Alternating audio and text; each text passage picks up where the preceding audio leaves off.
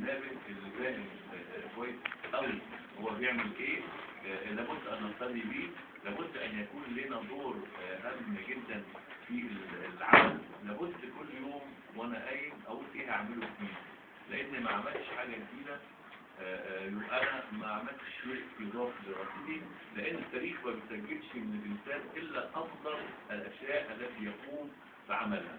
وانا يمكن يعني باكد ان المدرسه متميزه فيها اهتمام بالطلبه. يمكن انا اول ما دخلت اول المدرسه عجبني قوي بعض العبارات المكتوب كمان ان يعني الانسان لازم يبقى مركز قوي، ولازم يبقى بادئ يومه باهم الحاجات الايجابيه اللي بيعملها.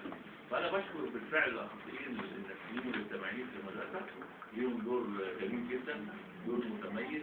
يمكن انا يعني بدات كلمتي بشكرهم، لان بالفعل حسيت اهتمامهم بالندوه واهتمامهم بنجاح الندوه ساعدنا ان احنا نأدي كل اللي عندنا. انا مش عايز انسى حاجات، ان انا يعني زخم الافكار اللي في دماغي عايز اقولها لكم، لان انتوا فكروني بالظبط، رجعتوني ايام زمان، ايام علاقتي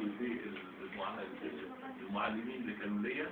انا بتكلم في علاقه المعلم بالمتعلم، بكلمكم بامانه، انا بكلمكم من خلال الواقع ان انا لحد النهارده متذكر كل المدرسين اللي درسوا لي، كل اللي كانوا معايا في المدرسه من ابتدائي لحد الجامعه. بقى لكم انا تذكير في الجامعه لما بيقابلوني في اي جامعه من الجامعات في منصه دراسه الماجستير او الدكتوراه، عارفيني بالاسم، انا عارفهم بالاسم. هذه العلاقه الجميله اللي بنأكد عليها بقى دي علاقه المعلم بالمتعلم.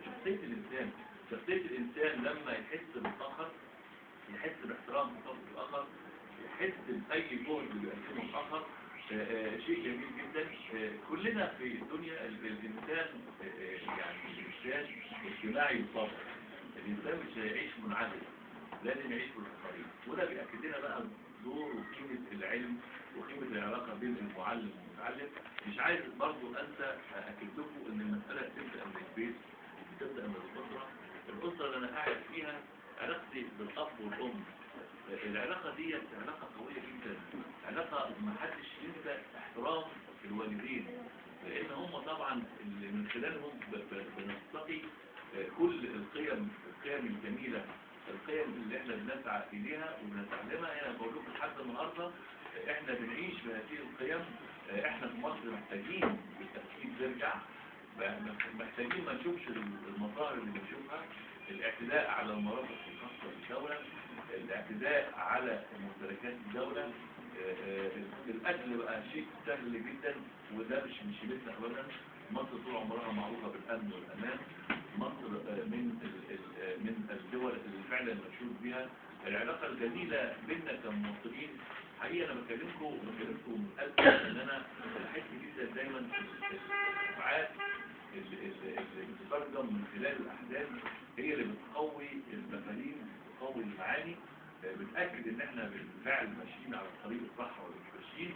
احنا لابد ان احنا كلنا نبقى كويسين. ونقول على فكره برضه يا ريت كل الطلبه اللي حضروا والطالبات معانا ينقلوا الكلام اللي سمعوه دوت لبقيه الزملاء ليهم في المدرسه، ياكدوا احنا اكيد بنقول ان المعلم ده شيء قيمه جميله. برضه انا مش عايز ابعت رساله للمعلم، لكن انا عارف ان غالبا المعلمين حاسين بقيمه العلم، بقيمه ابدائهم. ربما الظروف لا تسمح والامكانيات لا تسمح، الا ان هناك قيمه جميعنا نتمسك بها، ان احنا دي مصر، دي بتاعتنا كلنا. مصر لابد ان تظل شامخه قويه. باكد من خلال تفاعلي معاكم خلال هذه الندوه، اتبسطت جدا لاني شفت وجوه بالفعل تؤكد ان مصر بخير. المدرسين والطلبه والطالبات في توازن جميل، وهي دي الروح اللي احنا بنسعى اليها.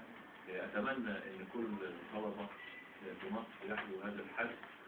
ان شاء الله انا هسيب للاساتذه الصفحه بتاعه الفيسبوك عشان تدخلوا تشوفوا قد ايه احنا بننقل هذا الكم. على فكره لو كتبتوا عنوان الندوة هتلاقوها تنزل إن شاء الله في مواقع كثيرة، مواقع إلكترونية وجرائد إلكترونية. في نهاية كلمتي بأكد إن إحنا تواصلنا معاكم في هتلاقي إن شاء الله يعني أي مواهب عندكم في المدرسة إحنا برضه ممكن نتبناها من خلال رابطة آلة القناة الأدبية، سواء حد عنده بذور أدبية أو فنية إن شاء الله نتواصل مع المدرسة. حابب جدا هذا التعامل الجميل وهذا التواصل الجميل، واشكر الدكتور أشرف إن هو أتاح لنا الفكرة أنا والدكتور أشرف بالفعل إن إحنا ننطلق من خلال هذا النشر الجميل نقول الكلام والكلام الجميلة. يعني أنا حابب إن أستمر بعد كده في سلسلة ندوات. أنا يعني أنا بقعد مع الكبار وقعد مع أنا حابب لأن فعلا رجعتوني لطفولة جميلة، عرفتوني فعلا